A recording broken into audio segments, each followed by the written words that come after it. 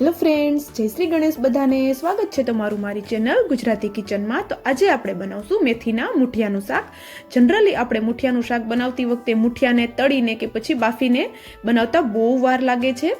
આજે આપણે મૂઠિયાને બાફવાની કે તળવાની ઝંઝટ વગર મિનિટોમાં શાક બનાવીને તૈયાર કરશું. ઘરના રેગ્યુલર મસાલાથી જ શાક બનાવશું અને ગ્રેવી એકદમ ટેસ્ટી બનાવીને તૈયાર કરશું. અને ઊંધિયાને પણ ટક્કર મારે એવું શાક આપણું મિનિટોમાં બનીને તૈયાર થઈ જાય છે. તો ચાલો બનાવવાનું શરૂ કરીએ. એ પહેલાં તમને જો મારા વિડીયોઝ ગમતા હોય તો પ્લીઝ વિડીયોને લાઇક અને ચેનલને સબસ્ક્રાઈબ જરૂરથી કરી દેજો અને બેલ આઇકોનને પણ પ્રેસ કરી દેજો, જેથી કરીને મારી નવી રેસીપીની નોટિફિકેશન તમારા સુધી પહેલાં આવે. અહીંયા આપણે 4 ચમચી જેટલું દહીં લીધું છે. દહીં અહીંયા મીડિયમ મોડું જ દહીં છે.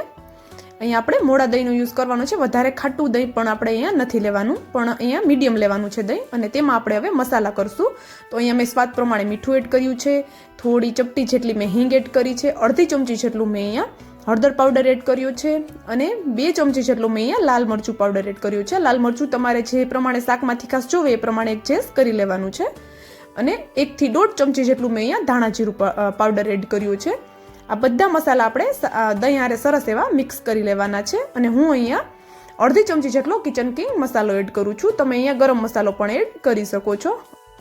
અને બધા મસાલાને આપણે દહીં હારે સરસ એવા મિક્સ કરી લેવાના છે. અને આપણે શાક બનાવતી વખતે સૌથી પહેલાં આ પ્રોસેસ કરી લેવાની છે. દહીંમાં આપણે જો બધા મસાલા એડ કરી દઈશું અને એને થોડી વાર માટે રાખી દઈશું તો મસાલા સરસ એવા આપણા દહીં હારે ફૂલી જશે. અને આવી રીતે કરવાથી શાકમાં આ દહીંનો ટેસ્ટ બહુ જ સરસ આવશે. તો અહીંયા તમે જોઈ શકો છો, જો બધા મસાલા સરસ એવા આપણા દહીં હારે મિક્સ થઈ ગયા છે અને દહીં પણ એકદમ સરસ એવું સ્મૂથ થઈ ગયું છે. તો હવે આપણે એક પેસ્ટ વાટી લઈએ. તો એમાં મેં અહીંયા 3 મરચાં લીધા છે અને થોડી હું લસણની કળીઓ 4 થી 5 જેટલી અને થોડો આદુનો ટુકડો લીધો છે. અને ડાળખી સહિત મેં અહીંયા થોડા ધાણા લીધા છે. ડાળખીનો ટેસ્ટ ધાણા કરતાં વધારે સરસ આવતો હોય છે શાકમાં, તો અહીંયા આપણે ડાળખી જરૂરથી લેવાની છે, પણ અહીંયા કૂણી ડાળખી આપણે લેવાની છે. અને અડધી ચમચી જેટલું જીરું એડ કરી અને આપણે આને દરદરું આવું વાટી લેવાનું છે. તો આપણે હવે પેસ્ટને પણ સાઈડમાં રાખી દઈએ અને હવે આપણે અહીંયા મેથી લઈ લઈએ. તો અહીંયા મેં પોણા બાઉલ જેટલી વાટકી જેટલી મેથી લીધી છે. એને મેં ધોઈ અને સાફ કરી અને આવી રીતે મોટી મોટી કટ કરી લીધી છે. આપણે અહીંયાને સાવ ફાઇન કટ કરવાની જરૂર નથી. આપણે આવી રીતે મોટી મોટી એને કટ કરી લેવાની છે. અને આપણે હવે એમાં બાકીના મસાલા કરીશું. તો અહીંયા હું 1 થી 1.5 ચમચી જેટલા તલ એડ કરું છું. અત્યારે આપણે મૂઠિયા માટેનું જે લોટ બનાવવાનો હોય છે તે બનાવીએ છીએ. અને તેમાં હું ચપટી જેટલો અજમા એડ કરું છું. અને આપણે જે પેસ્ટ બનાવીને રાખી હતી તેમાંથી અડધી પેસ્ટ અત્યારે હું અહીંયા મૂઠિયામાં એડ કરી દઉં છું અને અડધી રાખી દઉં છું. તેને આપણે શાકનો વઘાર કરશું ત્યારે એડ કરશું. અને હું અડધી ચમચી જેટલી અહીંયા ખાંડ એડ કરું છું. અડધી ચમચી જેટલું હું અહીંયા હળદર પાવડર એડ કરું છું.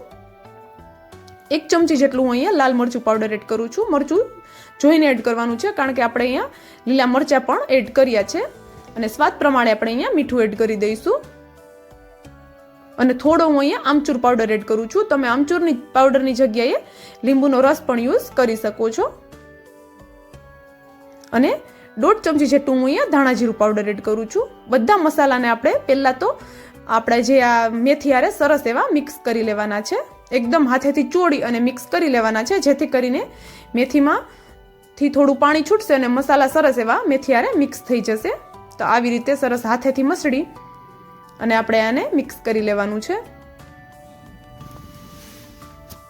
જો એકદમ સરસ એવા મસાલા આપણી મેથી હારે મિક્સ થઈ ગયા છે, તો હવે આપણે તેમાં લોટ એડ કરશું. તો અહીંયા હું ચણાનો લોટ એડ કરું છું. તો મેં અહીંયા એક નાની વાટકી જેટલો ચણાનો લોટ એડ કર્યો છે. તમારે કેટલા મુઠિયા બનાવવા છે એ પ્રમાણે તમારે અહીંયા લોટ લઈ લેવાનો છે. જો અહીંયા પોણી વાટકી મેં મેથી લીધી હતી, તો એક નાની વાટકી જેટલો મેં અહીંયા લોટ લીધો છે, એટલે કે 5 ચમચી જેટલો લોટ થશે. અને એને સરસ એવું આપણે આને મિક્સ કરી લેવાનું છે લોટને પણ પહેલાં. અને પછી આપણે તેમાં થોડું થોડું પાણી એડ કરવાનું છે. પાણી આપણે આમાં વધારે જરૂર નહીં પડે, કારણ કે અહીંયા આપણે મેથીમાંથી પાણી છૂટશે, એટલે 1 જ ચમચી જેટલી જ પાણીની અહીંયા આપણે જરૂર પડશે. અને સરસ એવું આપણે આને લોટ બાંધી લેવાનું છે. વધારે આપણે એને ઢીલું નથી કરવાનું, બસ બાઇન્ડિંગ આવે એટલું જ આપણે આને લોટને ઢીલો કરવાનો છે, એટલું જ પાણી આપણે એડ કરવાનું છે. અને જનરલી મૂઠિયા બનાવતી વખતે આપણે ઘઉંના લોટ કે પછી બાજરીનો લોટ એડ કરતા હોઈએ છીએ. આ મૂઠિયામાં આપણે બાજરીનો કે ઘઉંનો લોટ એડ નહીં કરીએ, કારણ કે જો આપણે આને સીધા જ શાકમાં એડ કરવાના છીએ. આપણે આને બાફવાના નથી કે તળવાના પણ નથી. અને જો આપણે આમાં બાજરીનો કે ઘઉંનો લોટ એડ કરશું તો આપણા મૂઠિયા અંદરથી ખાવામાં ચીકણા બનશે. એટલે આપણે અહીંયા ખાલી ચણાના લોટનો જ યુઝ કરવાનો છે. એ વાત આપણે ખાસ ધ્યાન રાખવાની છે. અને આવી રીતે જો બોલ્સ બનાવી લેવાના છે નાના નાના. અને બોલ્સને આપણે અહીંયા એકદમ નાના જ બનાવવાના છે, કારણ કે તે આપણે જ્યારે આપણે ગ્રેવીમાં એડ કરશું ત્યારે તે ફૂલશે. અને જો નાના બોલ્સ આપણે બનાવ્યા હશે તો તે એકદમ જલ્દીથી કૂક થઈ જશે. એના માટે આપણે અહીંયા એકદમ નાના નાના બોલ્સ બનાવવાના છે. તો અહીંયા મેં બધા બોલ્સ બનાવીને તૈયાર કરી લીધા છે. તો હવે આપણે શાકનો વઘાર કરશું. તો એના માટે મેં અહીંયા 1.5 ચમચા જેટલું તેલ લીધું છે એક પેનમાં. અને તેલને આપણે હવે ગરમ થવા માટે રાખી દઈશું. તેલ આપણું ગરમ થાય પછી આપણે તેમાં રાઈ અને જીરું એડ કરશું.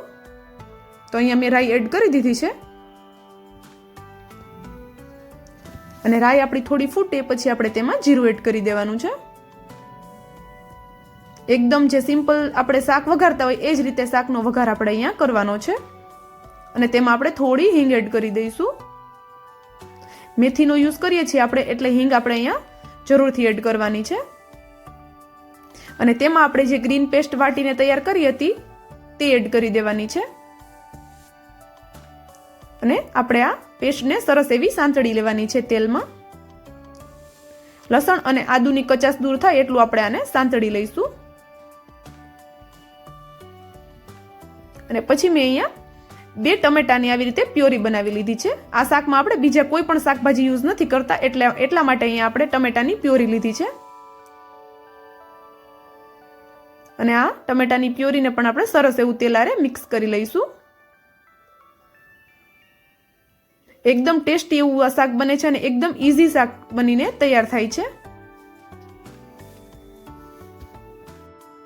અને ગ્રેવીનો કલર એકદમ સરસ આવે એના માટે આપણે અહીંયા 1/2 ચમચીથી પણ ઓછી અહીંયા થોડી હળદર એડ કરી દીધી છે. અને થોડું મેં અહીંયા મીઠું એડ કરી દીધું છે, જેથી કરીને ટમેટાની ગ્રેવી એકદમ સરસ એવી પાકી જાય જલ્દીથી.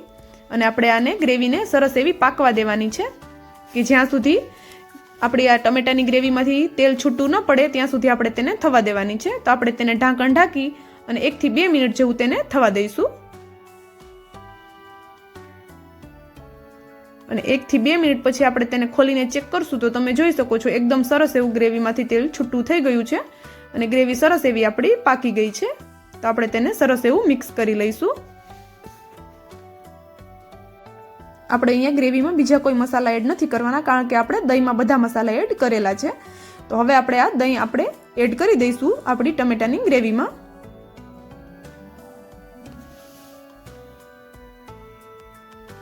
તો અહીંયા બધું દહીં મેં અહીંયા એડ કરી દીધું છે અને આપણે તેને સરસ એવું મિક્સ કરી દઈશું. અને ગેસની ફ્લેમ આપણે દહીં એડ કરતી વખતે મીડિયમ કરી દેવાની છે. અને દહીંને પણ આપણે સરસ એવું ગ્રેવી આરે મિક્સ કરી અને દહીંને પણ આપણે સરસ એવું પાકવા દેવાનું છે, કે જ્યાં સુધી દહીંમાંથી તેની કાચી ફ્લેવર દૂર ન થઈ જાય ત્યાં સુધી આપણે દહીંને પાકવા દેવાનું છે. અને દહીં જો કાચું રહી જશે તો તેનો કાચો ટેસ્ટ શાકમાં આવશે તો ખાવામાં નહીં મજા આવે, એટલે દહીંને આપણે સરસ એવું પાકવા દઈશું. તો આપણે અહીંયા તમે આને ખુલ્લું પણ પાકવા દઈ શકો છો અને તમે આને ઢાંકણ ઢાંકી અને પછી પણ પાકવા દઈ શકો છો. અને મેં અહીંયા ટમેટું અને દહીં બંને એડ કર્યું છે, એના માટે 1/2 ચમચી જેટલી ખાંડ એડ કરી છે, જેથી કરીને આખા શાકનો ટેસ્ટ બેલેન્સ થઈ જાય. અને હું અહીંયા 1/2 વાટકી જેટલું પાણી એડ કરું છું. અને પાણીને પણ આપણે સરસ એવું ગ્રેવી આરે મિક્સ કરી લઈશું. અને હજી મને અહીંયા થોડું પાણી ઓછું લાગે છે તો હું ફરીથી થોડું પાણી એડ કરું છું. તો અહીંયા મેં ફરીથી 1/2 વાટકી જેટલું પાણી એડ કર્યું છે, એટલે ટોટલ મેં અહીંયા 1 વાટકી જેટલું પાણી એડ કર્યું છે, કારણ કે આપણે આમાં મુઠિયાને પણ હજી એડ કરવાના છીએ અને મુઠિયામાં ચણાનો લોટ છે એટલે ગ્રેવી આપણી સોસાઈ જશે. અને આ ગ્રેવીને આપણે એકદમ સરસ એવી ઉકળવા દેવાની છે. અને વટાણા મુઠિયાનું શાક કેવી રીતે બનાવવું એ શાકની રેસીપી પણ મારી ચેનલ પર છે. એ શાક પણ એકદમ ટેસ્ટી બને છે અને એ શાકમાં આપણે મુઠિયાને તળીને બનાવેલું છે અને એ શાક એકદમ સરસ એવું બને છે. તો તમે એ શાક પણ જરૂરથી ટ્રાય કરી શકો છો. અને એ રેસીપી તમારે જો જોવી હોય તો તેની લિંક હું નીચે અહીંયા ડિસ્ક્રિપ્શનમાં આપી દઉં છું, તો તમે જરૂરથી જઈને જોજો એ શાકની રેસીપી પણ.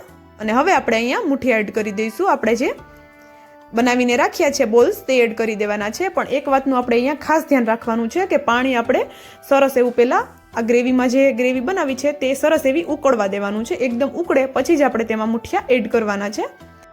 અને મેં અહીંયા બધા મુઠિયા એડ કરી દીધા છે અને આપણે તેને વધારે મુઠિયા એડ કરી અને તરત હલાવવાનું નથી અને આપણે તેને ઢાંકણ ઢાંકી અને તેને 2 થી 3 મિનિટ જેવું મીડિયમ ગેસની ફ્લેમ પર પાકવા દેવાનું છે. અને વચ્ચે એકાદ વાર આપણે તેને જોઈ લેવાનું છે કે તે તળિયે ચોંટી ન જાય.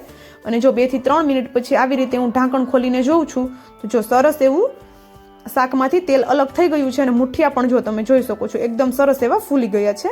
આ મુઠિયા એકદમ સોફ્ટ બને છે, ખાવામાં એકદમ ટેસ્ટી લાગે છે. કોઈ કહી જ નહીં શકે કે આ મુઠિયા આપણે સીધા શાકમાં એડ કરીને બનાવ્યા છે. એકદમ આપણે જે તળીને બનાવીએ છીએ મુઠિયાનું શાક એ જ ટેસ્ટમાં બને છે આ શાક. તો હવે આપણું શાક બનીને એકદમ રેડી થઈ ગયું છે. તો આપણે હવે તેને ગરમ ગરમ સર્વ કરવાનું છે. અને આ શાકને આપણે ગરમ ગરમ જ સર્વ કરવાનું છે. અને જો આપણે આને રાખી દઈશું, થોડી વાર ઠંડુ થાય ત્યાં સુધી રાખી દઈશું, તો આ મુઠિયા ગ્રેવી શોષી લેશે. અને જો તમારે રાખી દેવું હોય શાકને થોડી વાર પછી સર્વ કરવું હોય તો તેમાં આપણે થોડી ગ્રેવી વધારે રાખવાની છે. તો અહીં આપણું શાક બનીને એકદમ તૈયાર થઈ ગયું છે.